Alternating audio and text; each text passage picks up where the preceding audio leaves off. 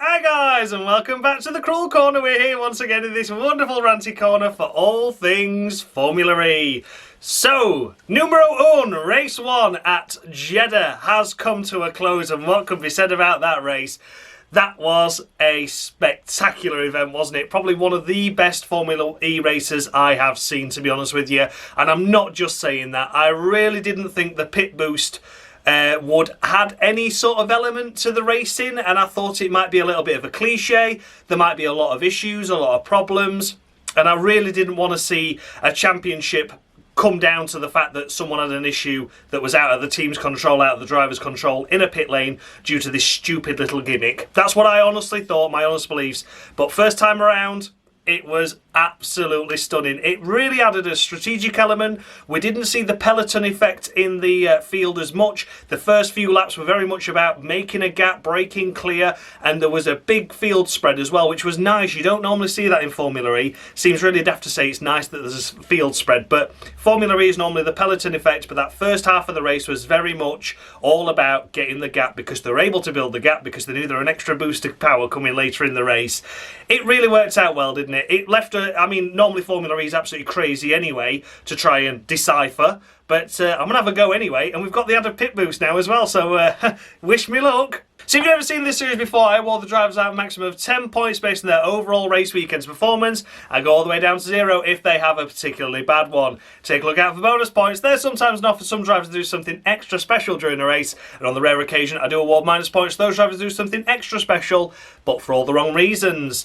Once again, unfortunately, I'm still incredibly busy with work, incredibly busy with life, so I have seen free practice 1 and the race for this first round. So apologies if I missed any sort of contact collisions. I've tried to keep up with penalties. Lola's cars had to start at the back of the grid, didn't they? And then they ended up with had to stop in race and serve the additional time that they couldn't serve on the grid. So yeah, I've tried to get the penalties out of the way. I've tried to see any issues and problems, but if I've missed an odd accident and shunt, I do apologise for that. But yeah, let's take a look at the current point standings, shall we, on the screen now for you to take a look at. Have a look and see where your favourite driver currently is. And based on how they went this weekend, could you see them going up? Could you see them going down on this table? Still very early days yet, but the pecking order is certainly coming through, isn't it? However, saying that, there were certainly a few surprises thrown in the mix this time around for round number 1 at Jeddah. So without further ado, then let's kick things off with the race winner, shall we? Maxi Gunter. Maxi Gunter, what a absolute star of the show he was this race in particular. What a stunning drive. That was really impressive. Pole position, of course, the fastest driver in the qualifying sessions. Really well done to him for that. A stunning pole position. Certainly wasn't somewhere you would put that car.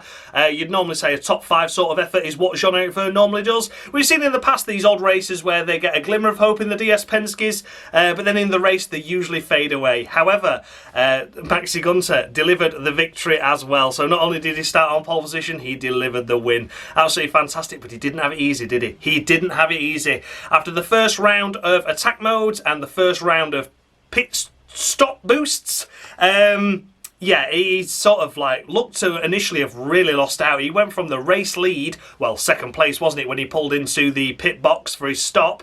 It looked like he was going to be, he came out 9th. He came out 9th of all the cars that had stopped, but he'd not taken his attack mode yet. So he used the attack mode after the pit stop, but didn't take it before like others did to try and build a gap before they went in. So went on an alternate strategy. That could have gone very wrong, but for Maxi Gunter, he carved his way through the field so cleanly, so smoothly. He got himself back into second, and even the commentators were like, yeah, he's probably not going to be the end result he wanted. He wanted the victory, but Ollie Rowland's 4 seconds up the road now. There's nothing he can do.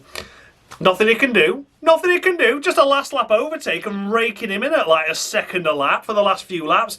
Absolutely stunning. Absolutely sublime, that. And then the overtake, as mentioned, Ollie Rowland was tight on energy. Maxi Gunter had more. Maxi Gunter was flying this race. That car was stunning. It was fast, it was efficient, they got the strategy. I wouldn't say they got it right because they made himself difficult climbing through the field, but he made the best of what situation he'd been given and absolutely ran with it. I bet that was probably his favourite drive ever in Formula E, probably his favourite race. He led from the front, he had to climb his way back through the field and then did a last lap, last corner overtake on the lead to take the lead. Was absolutely stunning. So yeah, Maxi Gunter, it's 12 from me. 12 points to Maxi Gunter. He's getting 2 bonus points for that because that was stunning. In second place, we come to Ollie Rowland in the first of the Nissans. Yeah, what can we say about Ollie Rowland's race, really? Oh, he'd done so well, hadn't he? He'd done so well to get himself in that position, got himself into the lead, got himself a comfortable position after the pit stops and after the attack modes. Did such a great job. Did Ollie Rowland this weekend, but Maxi Gunter was just simply unstoppable. The percentage was marginal for Ollie Rowland, and that 0.5% extra that Maxi Gunter had meant that on the last corner, Maxi Gunter sent it up the inside. He had to, he could just keep it committed. Ollie Rowland had to lift off to save the energy to make sure he had enough percentage to get over the line. And yeah, unfortunately that was that. The mistake didn't really come at all during the race. Ollie Rowland drove superbly. I think he'd just maybe wished that he could have just conserved his energy that little bit more. I think he honestly believes that he still had a shot at the overall race win, but I think when he looks back and realises how rapid Maxi Gunter was this race, I think he'll even realise that even if I maybe had extra 0.5%, it still wouldn't have made the difference. He was going for that lunge and he made it stick. So Ollie Rowland this weekend, a superb effort once again for that Nissan squad. Let's think, you know, he lost a potential race win at the first round due to the issues that Nissan were having with their power overuse, and they all had to serve drive-through penalties, didn't they? All the Nissan drivetrains that particular race. Potential win went missing there. He got the victory last time out. Here he is in P2. Absolutely stunning effort once again by Ollie Rowland, becoming really one of the team leaders of Formula E in general, to be honest with you. That Nissan team has certainly got a lot better. I would say they have now got the pace for the front, whereas Ollie Rowland last year seemed to be doing things that Nissan didn't deserve to be doing at times. So Ollie Rowland for me is a perfect 10, absolutely. It cannot be no less than that. Perfect 10 from me for Ollie Rowland. Absolutely fantastic race weekend overall. Gutted to lose out on the victory at the final corner, but against a very tough opponent of Maxi Gunter, who was just ridiculously on form this race. There's no disrespect against that. Ollie Rowland once again a solid job, and the only point scorer once again for Nissan. 10 points to Oliver Rowland. And in third place we come to Taylor Barnard. Congratulations to Taylor Barnard. I'm picking up your second ever podium in Formula E in just your third race with McLaren this season. His first full-time seat in Formula E, of course. Yeah, he's done a stunning job, hasn't he? We saw the talent he had in those couple of races he did last season as Sam Bird broke his wrist. Yeah, so he proved what he was capable of and delivered some good results then, but this time around he really has hit the ground running, hasn't he? Though, okay, last race was a bit of a disaster just for McLaren in general, to be honest, but yeah, Taylor Barnard, second podium in his third race. He's not a rookie, is he? Surely he's not a rookie. Well, technically he is. Unbelievable, doing such a great job. Qualifying himself in P4, I believe it was. So well up the pecking order there, and in the main race itself was running around that fifth area for quite a lot of it. You know, he had a good little battle with Nick De Vries. They had a little bit of a bunching at one of the chicanes, didn't they, where he just tapped De Vries into a slight slide, and then everyone had to check up and like bump, bump, bump, bump, bump, all bumping into the back of each other in the early stages. I thought Taylor Barnard had front wing damage at that point. Then I was like, oh no, he's going to have to pit and it's going to be a race over, but it held on. It was just the bottom flap was a little bit ajar, wasn't it? But obviously it was all still structurally sound, which was the key thing. They certainly have made those front wings tougher this season, and it shows. It really does show. So for Taylor Barnard, this race overall, I mean, fantastic as mentioned. You know, some great dueling and dicing with Nick De Vries in the Mahindra. Had a relatively good strategy, relatively good attack mode. Had pace when he needed to. Had pace when it mattered. Got bottled up behind Jake Hughes for a little bit of the race, but I think Taylor was playing a good fight there. I think he was playing a good game. He wasn't overly stressed by the people behind him that was also in the gaggle trying to overtake Jake Hughes, so he thought, I'm going to save energy. That's what I honestly believe, because as soon as he got the call to go past Jake, within half a lap, he managed it. So I do feel that maybe it looked like he wasn't delivering the goods at that certain situation, but I think he was just making sure he had the percentage to get around him and then have the pace to go and after De Vries and the likes ahead, of course, because that's pretty much what Gunter did, wasn't it? He had the percentage. He's like, I'm going to stay behind him for a couple of laps, then I'll get past him, then I'll push. So I think Taylor Barnard did that, maybe not obviously to the effect that Maxi Gunter had, but Taylor Barnard still a fantastic race. P3 in that McLaren. 10 points again, perfect 10. It's a perfect 10, of course. Well done to Taylor Barnard. What a fantastic, fantastic drive. The youngest driver on the grid. Doesn't show, does it? If you've got the talent, it doesn't matter if you're a toddler. If you can get a Formula E car on a podium twice in your first ever full season of Formula E in 3 races, that's commendable. 10 points to Taylor Barnard. What a fantastic, fantastic driver he's turning out to be. In 4th place, we come to Nick De Vries in the Mahindra. Wow, oh wow, oh wow. Mahindra were confident going into this season, and I honestly believe that, yes, they would have a strong start and then tail away maybe as the other cars' softwares and development and understanding the Gen 3.5 era got adapted. We're still in the early races at the moment, but I think that was Nick De Vries' best drive in Formula E since his return to the championship. Mahindra, of course, not the best team on the grid. I think they'd admit that. They've not got the most efficient powertrain, but they really are throwing their heart and soul into it. And when I say not the best team on the grid, I don't mean that in any disrespectful way. They're probably working 10 times harder than the rest of the teams to try and get back up to the front where they belong. And this time they showed that they had that front running pace. Nick De Vries qualified himself in 6th, I believe it was, for the main race, which is a great effort by Mahindra to get inside that top 10, let alone into the duels, and 6th place. Great, great effort there.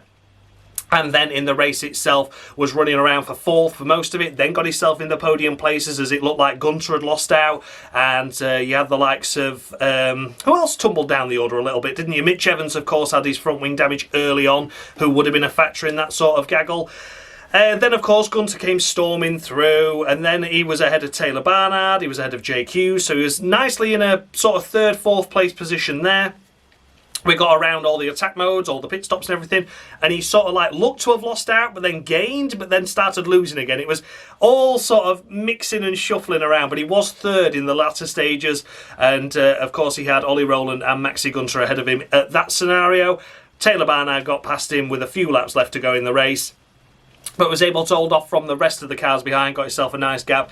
I don't think there was much more in that, to be honest with you. I really, really don't. I think Nick De Vries did a great job, a solid drive. Again, the efficiency of that Mahindra isn't as great as the others, so he probably would have had a Ollie Rowland situation, even if he'd have managed to keep Taylor Barnard behind him for quite a number of laps. I think it'd have been a last lap lunge from Taylor anyway.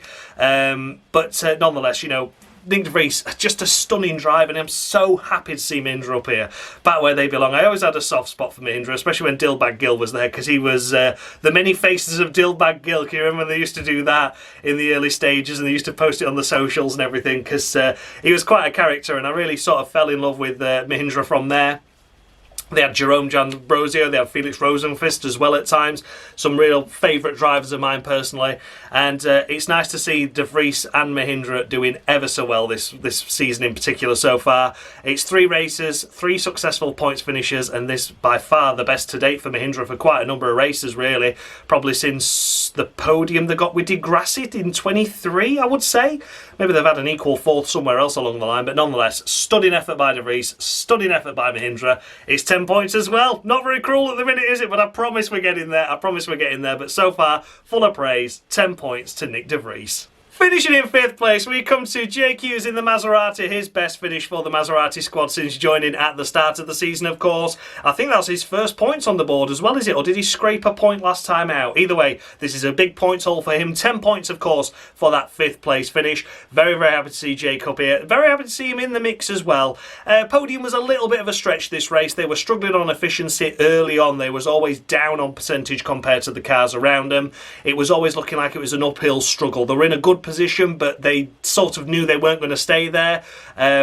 Dueling with the podium places early on, but just in the end couldn't quite manage it. 5th place I think is a respectable effort though, a good effort. Maserati certainly not had a great start to the season that they would have hoped. But this will give them some glimmer of hope going into the next race, of course, for round number 2. Hopefully they can build on what they've learned this time around. No pit stops, though, so will that alter the strategy somewhat? It'd be interesting to see if I think we're going to see the more peloton effect, aren't we? So hopefully Maserati can stay out of trouble when it all gets a bit bunched up again. But Jake Hughes, great job to say he had percentage inefficiencies compared to the cars around him, managed it well, managed the pace well, and secure P5. I expected him to slip down a lot lower, to be honest with you, especially when Da Costa towards the end was coming with the attack mode that he'd saved right till the end of the race, didn't he? So I was expecting him to tumble down, maybe lose 1 or 2 extra places. So 5th place finish, respectable effort, a good job, nice haul of points for Maserati at last. 8 points to Jake Hughes. I think there's a little bit more in the tank there. I think he maybe should have got ahead of and stayed ahead of De Vries, potentially, based on how Mahindra and Maserati, how I rate them at the moment. As I say, still early days, but Mahindra are doing a solid job. Maserati, on any given day, you'd sort of expect them to finish ahead of a Mahindra. Just didn't work out this time around. No criticism against Jake. 8 points to him. Then we come to Jean-Eric Vergne, the second of the DS Penske. So great points all by them this weekend, securing 8 points for the team here in 6th place. Jean-Eric Vergne is normally the guy that does what Maxi Gunter did, but Maxi Gunter really did deliver the goods this weekend, didn't he? For Jean-Eric Vergne, I must say, it's difficult, isn't it? Because he's normally the team leader. He had Stoffel van Dorn for a teammate a couple of seasons, and was more often than not the lead driver, the best qualifier, the best racer, the best points finisher, the best point scorer. And it looked like it was going to go that way for the first couple of races this season, but we knew Maxi Gunter had talents. He just sort of blows hot and cold at times, but this one was all about Maxi Gunter, wasn't it? So Jean-Eric Vergne for me this weekend, didn't really see much of him. Started to get a bit lonely further down the pack, didn't he? Especially with that field break, because like 6th downwards were in their own little gaggle, and we were focusing on the top 3, top 5 towards the latter stages of the race, and rightly so. So for Jean-Eric Vergne for me, great effort, good solid points all, 8 points from me. Just didn't have the measure of his teammate this time around. But maybe tomorrow's race is different again. Next up, we come to Edoardo Mortara. Fantastic drive here to be in P7 over the line. What a great, great effort. Great effort. But just fantastic. Just really, really well done to Edoardo Mortara. Was unable to take part in qualifying due to an issue with his car, lining up 22nd and last. His teammate up there in 6th, of course. You think, well, the Mahindra's got 1 lap pace. Has it got race pace? Has it got the efficiencies to stay up there and keep the positions well? It was looking like it was going to be a tough afternoon for Mortara, but to finish here in P7, that is a respectable effort. That is very, very well done indeed to Edoardo Mortara. Climbing his way up through the field efficiently. In the first couple of laps, he was like up to 13th. He avoided all the chaos, avoided all the drama, got himself like pretty much 10 places gained in the first few laps, did a really good job with that, did really, really well. And then was just able to chip away, chip away, chip away, chip away. Did a solid, solid job. As high as he was, it was 6th place. Vergne, I believe, was the driver that went for the attack mode quite late, so was able to overtake Mortara there. So did lose out to 6th in the latter stages. But to be running around in 6th, after starting at the back of the grid, there was only 1 safety car intervention, which was early in the race, so that really didn't like advantage Mortara in any way, shape or form. He just did so well. I've sort of lost for words at how well he's done. Mahindra, of course, you always think, oh God, that's it. Mechanical issues in the qualifying. He'll probably do really well in the race and then break down just at the end. It's not happening for him. The luck is going their way at the moment for Mahindra and in particular Mortara, so I'm thrilled with that for them. It's a perfect 10 from Mortara to me. 22nd to P7 in a race where there was hardly any interventions. It was a solid drive. It was a great drive. It was calculated. Perfect, perfect job. Only 3 places behind your teammate who started miles ahead of you. Great effort, Edoardo Mortara. A stunning drive. 10 points to you, my friend. Securing 8th place, we come to Sam Bird in the second of the McLarens. Oh dear, Sam. Got turned around at the start of the race. I believe it was by Da Costa, you know. We saw the replays, but it was from really high up. So I was like, sort of trying to look in, like, looking in with my eyes, like zooming in, like, hello? Yeah, I think he got tapped into a spin of the first corner by Da Costa, so dropped to the back of the grid. But as a result of dropping to the back of the grid, he was able to avoid the chaos that no doubt he would have been involved in, because the likes of Nico Muller, of course, that went airborne and went over the back of Da Costa later on in the race. So that could have easily been Bird, could have been him out of the race. So maybe, just maybe, the luck was on his side that he got turned around at the start of the race in some weird universe. But yeah, Sam Bird able to pick up a few points here with P8 after being turned around at the start and being at the back of the grid. He was, of course, assisted by the safety car, able to catch up onto the back of the gaggle once again. Didn't see much of his progress, however, because, again, we were focusing on the first 5-6 cars this race, and, again, rightfully so. But clearly the strategy played out well. The pace of Bird was good throughout the race to get himself back up into P8. And, yeah, you know, it's nice to see two drivers effectively. Maltara, of course, started at the back, and Sam Bird getting demoted to the back of the grid at the Turn 1 incident, that they both come through and score some points. I think that's a fair effort. So for Sam Bird, for me, it's 7.5 to him.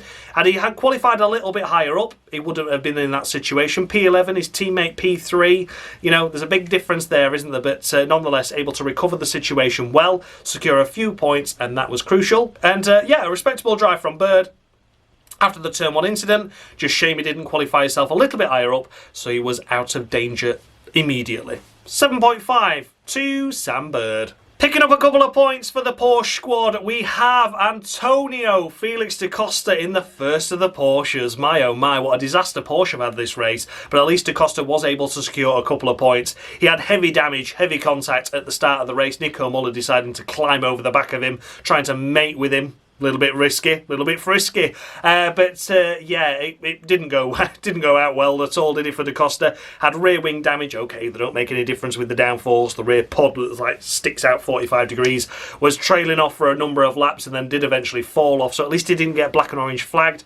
Then he had a little bit of contact later on in the race, didn't he, where his front wing had folded up underneath the wheel, and you're like, my God, he's going to have to pit. Thankfully, that fell off as well. So he was lucky, but he was unlucky at the same time. He'd sustained damage in the car, but at least it fell off, so he didn't have to come into the pits and get it sorted. So, yeah, but of course that would have affected it. I mean, that big whack with Nico Muller, I can't believe Muller brought that car back to the pit lane, because he'd had pretty much all four corners were damaged. Like, he crashed into the back of da Costa, then climbed over the back of da Costa. Two of the right-hand wheels were hitting the wall. You know, it was just, everything was airborne. So, you know, I'm sure it was a walking wounded car from the get-go, really, for da Costa. After that start, no doubt in my mind that car would have been hobbled, but it was able to secure the couple of points that he did get and bring the car over the line to the finish. So for me personally, 6.5 to da Costa. Not his greatest moment in Formula E by any stretch of the imagination. Not really all his fault. Qualifying wasn't fantastic. Got himself in that danger zone and then got caught up in it. Believe he made contact with Bird at the start as well. So had Bird not progressed into the points, then he'd probably lost more points from me, because obviously he'd have impeded a car there. But I think P8's a respectable finish for Bird after that. So I've not docked him too much for that. And it has to be commended that he kept a pretty battered car going, to be honest with you. So yeah, 6.5 to da Costa. Not the best we've seen of him this season. Not the best we've seen of him in recent races, of course, based on last season as well. But at least he secured a couple of points in a difficult race. Then we come to the final point scorer in P10, Stoffel van Dorn. It's just a very average race from Stoffel van Dorn, unfortunately for him. Once again, just not adapting to the Gen 3 era at all, is he? Even the Gen 3.5s now thought might be a clean slate for him. Maybe able to do a little bit more in these cars, but once again getting shown up by his teammate. Had a much better qualifying, much better pace in the race. Okay, was struggling with efficiency, but was up there to try and do damage limitation and secure a P5 finish. Van Dorn scrapes a point. Van Dorn scrapes a point. It's just that's all I seem to be saying. How many cruel corners can you go back on in how many seasons I've done this? And it's just like, oh, and a couple of points for Van Dorn. Oh, and he scrapes a point. Oh, he just misses out on points. We don't really see the glory days that we saw from Van Dorn in the Gen 2 era, that's for sure, which is a great shame to say. So for Stoffel van Dorn, it's 5.5. Ever so slightly above average is what I've given him, because at least he did get a point in a race that was slightly chaotic, a lot of damage, a lot of contact out there. But you think, you know, had Verline not had his issues, had Evans not had his own issues, that's already him out the points there, just with those two cars. So he wants to be thankful that he was able to pick up a point this weekend. And yeah, a point, and then, like I say, finishes behind the likes of Mortara, who's at the back of the grid, Bird, who got spun round, da Costa, who had damage. He should have been ahead of those. It should be P7. You know, you just look at Van Dorn's race and it's so frustrating. I love the guy. I really do think he's good, and I think he's, you know, done really well in Formula E in the previous seasons. But this Gen 3 era, be it the new era or be it the previous iteration of last season and the season before, he just can't adapt to it, can he? Just cannot adapt. 5.5 to Van Dorn. Big shame, really, is all I would say, that once again, it's an average drive. 11th place. 11th place. We come to Nick Cassidy. Nick Cassidy, no points on the board after 3 races, and this race just didn't have the pace, just didn't have anything. I don't even know what happened to him. Only qualified himself in 9th, sort of made his way up to around the 6th, 7th sort of area in the early stages of the race, did the attack modes and did the pit boosts and came out the pits and did all that kind of thing, and he was still around 9th and 10th, and then here he is finishing 11th. He must be so frustrated, that once again it looks like this season's gone wrong before it's even began. It really has, hasn't it? No points on the board now. No points. We know Formula E's crazy and things can get serious quickly. You know, we saw how bad a season De Costa had, and then was almost, you know, could have been on the fringes of a championship towards the end. So I'm not saying it's over for Nick Cassidy, but the way this era's going and the way that we're seeing Roland always up there, Verline always up there. Okay, this race was an exception, but he was up there anyway. You know, the Porsche powertrains are still doing really well. You've got the likes of Barnard in the McLaren that's just doing really well. It's going to be difficult for him to claw these points back already. So yeah, for Nick Cassidy, don't know what happened there. 4 points. 4 points. Qualifying 9th, finishing 11th. A Jaguar powertrain. I know they said they were on the back foot at the start of the season, but yeah, they showed pace and promise in the first 2 races. Just Cassidy was hugely unlucky this time around. No pace at all. 4 for Cassidy. Next up, we come to Sebastian Buemi in the first of the Envision cars. Qualified himself in 17th, I think it was, finishing here in P12. Middle of row 5. Middle of row 5 saw nothing of them really. You look at all the cars that they sort of finished ahead of now, all had difficulties in the race, which is pretty much why they finished ahead of them. You know, everyone else sort of from the Envisions downwards had issues in the race at some point. So yeah, very, very disappointing race weekend once again by Envision. Pace has gone. I don't know if it's drivers, I don't know if it's car, I don't know if it's both, but just nowhere. But they're equally bad though, aren't they? That's the thing. It's not like one driver just can't shine, can he? You know, there's one driver just not being able to shine and go, well, he's doing crap, because they're both doing crap. But is it the driver? Is it the team? Is it a combination of both? I honestly don't know, but Envision a lost cause once again this race. So disappointing. So frustrating as well to see them just propping up the back of the grid. They're a better team than that. They deserve more. You know, from Constructors' Champions just a couple of seasons ago, with Nick Cassidy on the fringes of winning a championship there as well, to struggling to pick up points. What's gone wrong? What's gone wrong? 5 to Buemi. And behind Buemi, it's like a bus, isn't it? You wait 12 places and then you finally get 2. It is, of course, Robin Freitz in the second Envision. Again, 5 to him. Qualified himself 19th, was it? Finished here P13. Again, everyone else pretty much behind him now. Had issues, difficulties during the race, had problems. So yeah, I don't know what to say. I'm sort of lost for words really with them now. I really am. Envision, I didn't expect them to suddenly make massive gains on where they were last season, but I'd have certainly expected them to be a point-scoring opportunity vehicle in this sort of race where you've got two Mahindras in the points.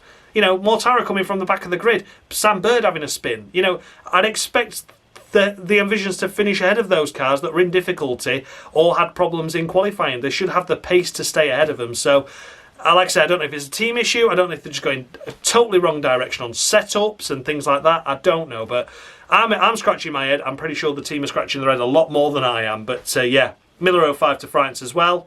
Just another bad race so far. Hopefully next race can sort it out, but I don't know. I doubt it. Next up, we come to David Beckman in the Kiro Race Cupra Apt Squad, whatever they're called now. Yeah, that team anyway. Yeah, slightly better than average, I want to say, for 5.5 for Beckman. Didn't see much of him. Poor qualifying, down in 18th, I think it was. Finishing here in, of course, just 14th position. Realistically, the last car that didn't have any issues now, I think. But yeah, you know, still a learning year for him, really. Took part in a couple of races a couple of seasons ago. But apart from that, very much new to the sport. At least he kept it out of trouble, brought the car back in one piece. Can focus now on the next race, of course, for race number 2 here at Jeddah. And yeah, it's interesting to see how he's getting on. But at the minute, that was sort of like a struggling race, wasn't it? That was a sort of like a Daru Valla performance last season at Maserati, where sometimes you'd see a glimmer of hope and then you'd see nothing from him. Unfortunately, I must say that this one was a nothing race, really, from him. Didn't have the pace of his teammate. His teammate was unlucky. We'll get to him in a moment. But yeah, overall, 5.5 for Beckman. And that's as good as it's getting. Next up, we come to Pascal Wehrlein. Oh, what a shame. What a shame. Hit in the rear by Mitch Evans, given a right rear puncture, and that was it. Game over from there. The safety car that did come out did not come out long enough for Wehrlein to get onto the back of the pack once again. There was about a 20-second deficit still after the safety car came in for Wehrlein to the back of the pack. He was hoping for another safety car that just didn't come. What can be said? What can be said for that? You know, big shame really. P2 on the grid. He was tipped like 40+%, 42%, something like that, wasn't he, on the race predictor that everyone votes in and predicts that he was going to be the race winner, and then by half a lap round the first lap he's out of the race effectively because he picks up a right rear puncture, has to pit. The safety car intervention wasn't long enough for him to get back onto the back of the Crocodile, and then no other safety car interventions came out to get him back onto the back of the grid. So he was very much just running around, hoping for a lot of retirements, hoping for a lot of problems. They didn't come, and here he is several places outside the points. But yeah, big disappointment. Big disappointment. That could have been a huge championship haul points there. He could have been easily on the podium. It's going to be 6 for Wehrlein. Probably really harsh, to be fair, because it wasn't his fault that he got taken out. However, all the other drivers kept themselves out of trouble and were able to deliver some good results for their teams. So it may be cruel to be kind on that one, to be fair. But Pascal Wehrlein, just 6 from me. Difficult race to judge once he was out on lap 1, but that wasn't his fault. That wasn't his fault. I think that's a fair score. It's sort of like a retirement, really, isn't it? When you've been affected so heavily in the race due to no fault of your own. It's just one of those. 6 to Wehrlein. Next up, we come to Zane Maloney in the first of the Lola Apt Yamaha cars. Yeah, they'd had massive issues. They had to change their gearboxes and break the seals on their gearboxes after the Mexico E-Prix due to issues with those. That gave themselves 20+ place penalties, maybe even 30-40 place penalties. Obviously unable to, even if they're on pole, to serve all of that penalty. So they started at the back of the grid and then had to serve a stop-go penalty in the race to make up for the rest of the penalty that they were unable to serve on the grid. And then once again, they were that far back. They didn't get themselves into the back of the gaggle after the safety car because they're already so far behind. It was just a shame, wasn't it? Just a shame, really. They weren't able to do anything from there. And it was race over before the race even began. It wasn't anyone's fault. That was just how it is. They need to change the gearbox. They need to service the gearbox. If they're not going to last, they're not going to last. They got such a huge penalty. They weren't able to spend it all in qualifying and just start at the back and then have a race. They had to serve a stop-go penalty in race as well. And then, like I say, the safety car wasn't out long enough for them to get on the back of the pack and see if they were able to do anything at all. But at least it was a test session for them, really. They were able to test out the pit stop boost thing, you know, at least they had that to go on. So yeah, they tested that out and that was about it, really. So yeah, 5 points to Maloney. Sort of treat him like a retirement. I know it wasn't, but yeah, over before his race even began, really. Next up, we come to Norman Nato in the Nissan. No, Norman Nato in the Nissan. And once again, no points on the board for Norman Nato. Qualifying himself in P12. Not great when his teammates up there fighting at the front, is it? The race itself, he was bordering on the points in that sort of 10th to 12th area. Then got a drive-through for a technical infringement, believed to be the same issue they had in round 1, which wasn't Norman's fault in that scenario. If the car software isn't set up right and he has a spike of energy overuse like we've seen before, like I say, that's what we saw at the first round of the season where all Nissan powertrains had to serve a drive-through. Yeah, Norman Nato, of course, was then, again, had to do a drive-through penalty, tumbled to the back of the pack, lost so much time he wasn't able to recoup the positions, and just propped up the back of the field and the stragglers for the remainder of the race. It's 2 points from me from Norman Nato. I don't feel he had a great performance anyway. His teammate was up at the front. He was running around on the fringes of the points just. The drive-through penalty sort of compounded what was going to be a difficult race anyway. But yeah, the main thing is I don't feel it's worthy of a penalty because it was a software issue with the car that created the drive-through. It wasn't like a mistake from Norman that causes that. So yeah, probably would have scraped a point or two, I would say, based on where we saw other drivers finishing. But again, it could have easily been caught up in a shunt or collision as well. So yeah, frustrating start to Norman Nato's campaign. His teammate's taking the lead of the championship now, I think, hasn't he? But yeah, not a good start to the season at all. His teammates leading the championship. Norman Nato technically at the back, somewhere in the no-point scorers anyway. And yeah, difficult start. 2 to Norman Nato. Then we come to Dan Tinktum in the second of the Kiro Race Pro Squad. Go, go, go. Einsteiner, go, go. Yeah, not really sure what to say about Dan Tinktum. He was the only driver to suffer a problem in the pit stops, in the pit boost area. They had some issue connecting the connector to the back of the car, and that cost him a lot of time. He was running around in the fringes of the points and around that 8th to 10th area up until the pit stop window, where he had an issue there. There was a delay getting that onto the back of the car, cost him around 10 to 15 seconds. That was that then. Once again, you're propping up the back of the field, aren't you? You're out the pack, you're out the peloton, so to speak. You're just running around on your own. You've got a couple of stragglers around you that you can see probably in your mirrors in the distance and up ahead in the distance. But once again, waiting on a safety car that never came to try and regroup and re-strategize the race and give them something to fight for. Big shame, really. Big shame that it happens to a team that are trying so hard. You know, they're running last year's Porsche powertrains, so they were hoping to come and start the season strongly. They've scored some points at least already this season, but in an opportunity where they're inside the duels and inside the top 10, to then have a silly error like that and an issue that's unfortunate, you know. It happened to them. It is gutted, isn't it? You know, it's always gutting when you see a driver and a team suffer due to an issue that's potentially outside their hands. I'm not sure if it was a finger trouble issue, you know, not sure if they'd not practiced enough and that's what caused the problem. You don't know, do you? But it certainly wasn't Dan Tinktum's fault this race. It was just a shame, and I think the Kiro squad certainly deserved a couple of points there, and I think based on what we saw in the first half of Dan Tinktum's race prior to that pit stop, points would have been possible, so that's a shame. 6.5 to Dan, and I think that's a fair score for him, a fair assessment. Like I say, after the first half of the race it was pretty much game over, but no fault of his own, and I hope he comes back stronger for the second race. 6.5 to Dan Tinktum. Next up we come to the second Jaguar in Mitch Evans.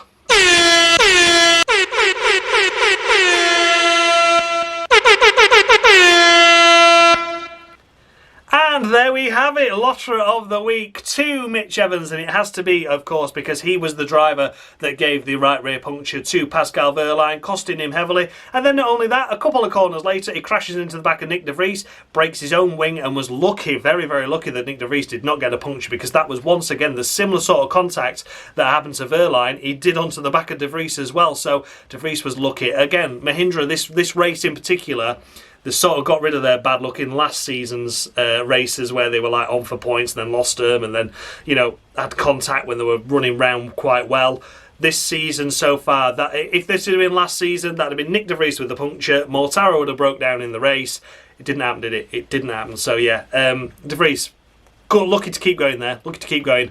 And for Mitch Evans, he took one car out of the race, took himself out of the race as well, and that has to be a lottery-worthy effort, that, I'm afraid. Propped himself up at the back of the field then for the remainder of the race, had a 5-second time penalty for the collision with Wehrlein, which I sort of thought was a little bit, you know, I thought it was quite lenient, to be honest with you. I know Evans ruined his own race as well, but he ruined that on the back of de Vries. That was a separate collision. I would have given another penalty for that collision because it was lucky de Vries didn't get a penalty. So yeah, only 5 seconds, doesn't matter. He just kept propping himself up at the back of the field then, so the 5 second was served. He didn't have to carry it into the next race, of course. So yeah, fair play for that. But yeah, Mitch Evans, disaster, absolute disaster. Made 2 rookie errors there, late braking and crashing into the back of 2 cars within 2 corners. Big shame. Lotterer of the Week to him. Then we come to the first of the official retirements on this list. Jake Dennis. My God, I didn't even see him go out in the race. I didn't even see him go out. That's the problem. But yeah, Dennis, what could be said? Poor qualifying. Out the race, I don't know why, but he was sort of like...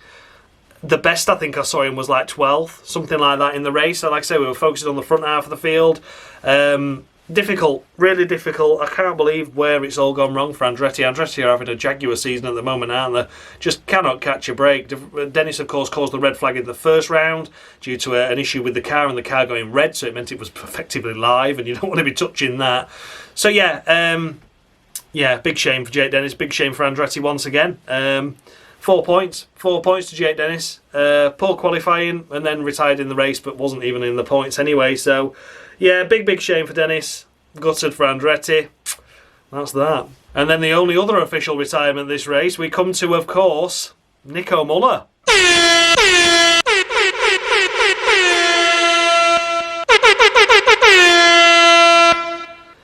And there we have it, for Nico Muller as well, I'm afraid to say. Yeah, a lottery of the week to him for climbing over the back of Da Costa. Now, yeah, you could say it was tight, it was bunching, and to be honest with you, you look at it and you can say that, yeah, you know, Muller had a bit of a rough end of the stick there, and there wasn't much room, but at the same time, he massively outbroke himself to be able to climb over the back of another car. Lucky he didn't take Da Costa out. He was lucky he was able to drive it back to the pits, to be honest with you, as we mentioned, talking about Da Costa. He climbed over the back of that car. There was two corners in the wall, so the right-hand side was hitting the wall. The front left side hit the front of course, Da Costa's car and then climbed over it. And the back left tyre, slammed back down on the ground after it landed. I'm surprised it dragged itself back to the pits, I really am. I bet that car's quite badly damaged, a lot more than it seems to be. Bringing a car back to the pits, you always think, well, not too bad. I reckon there's some serious damage to that thing. I don't know how it got itself back. But yeah, Nico Muller has to get a lottery of the week to that. Lucky he didn't flip the car over. Lucky the car wasn't as badly damaged visibly anyway. Like I say, I'm sure internally there's going to be some loose wires. But yeah, lucky he didn't take Da Costa out of the race. Lucky he didn't take more cars out of the race as well. Outbroke himself and just climbed over the back. Yep, there's bunching. That's lap one. You need to be prepared for that, unfortunately. So yeah, Nico Muller rounding out a dismal day for Andretti, and poor qualifying, crashed in the race really early on, and that was game over from there. And then last but by no means least, we come to the disqualified driver in this race, which was, of course, Lucas Di Grassi. Finished ahead of his teammate Zane Maloney on track, but overused his power overuse. He used too much power to get over the line, and meant that he was later disqualified from the race, of course. He used too much percentage, he used too much power throughout the race, and was thrown out. So chucked to the back of the standings. 4 points from me from Di Grassi here. He suffered the same fate as his teammate anyway. Had to start at the back of the grid, had penalties to serve in the race, had to pit, had to do a stop-go penalty, propped up the back of the field for the remainder of the race, did cross the line, but then disqualified for power overuse. It wasn't like he was in the points. 4 points from me. I'm knocking him a point off for being silly and driving over the line with no power, but if you're not going to finish the race anyway, what's the point, you know? So if you're not scoring points, just carry on. So yeah, unfortunately for Lucas Di Grassi, it's another tough start to his season, another tough start to a campaign. Yeah, Lola apt having a difficult race this one. Like I say, it was more of a test session, so at least they're able to do that.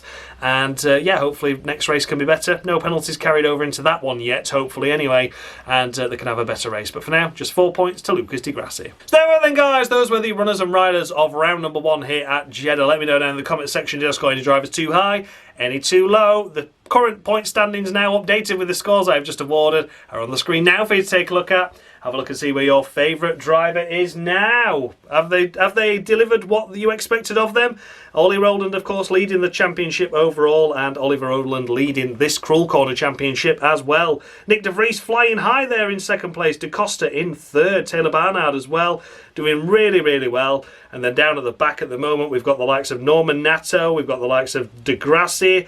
Nico Muller will be down there as well, won't he, after a tough start to the season. So yeah, a couple of lotteries as well handed out, of course. I think that's 3 I've handed out now to 3 different drivers. So Nato escaped one in the first round, didn't he, though, to be fair? He really did. And he got a quite handsome point score from me that race, so he probably would realistically be at the back had it not been for that. But yeah, so far so good on the standings. Really enjoying the series so far. Thanks as always for your continued support. So I look forward to seeing you guys tomorrow for the next race, of course, for the next episode of this instalment. Thank you so much for watching, guys. And as always, much love.